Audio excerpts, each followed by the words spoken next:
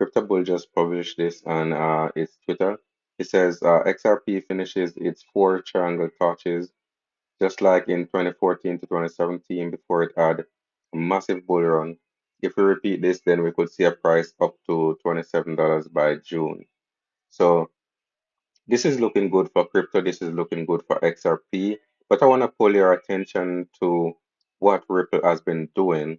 And so far, Ripple has formed a partnership with a lot of companies that are using their ODL technology. For example, if we could see here down in the red, you had Arden Wise, uh, BC Remittance, Cascade, Choice International, CrossPay, GCC Remittance, and a bunch of other more going down the list there. These are companies that are currently using Ripple for cross-border payment and also using Ripple to facilitate their payment system.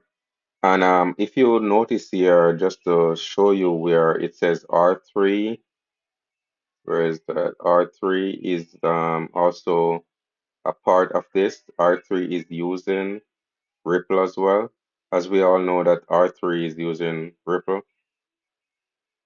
So this is a breakdown. As you can see, R3 right here in the corner, and you could see these four countries that are currently South Africa, China, and what country is that? I think this is the Australia.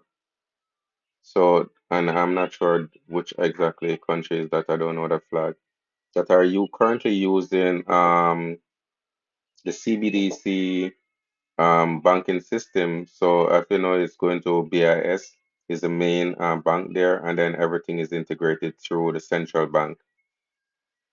So guys, let me know what you think about this. Ripple is stepping in the right direction, and would we be seeing like a $27 XRP based on Crypto Bull prediction by the end of this year? Let me know in the comments below. Talk to you again soon. Bye for now.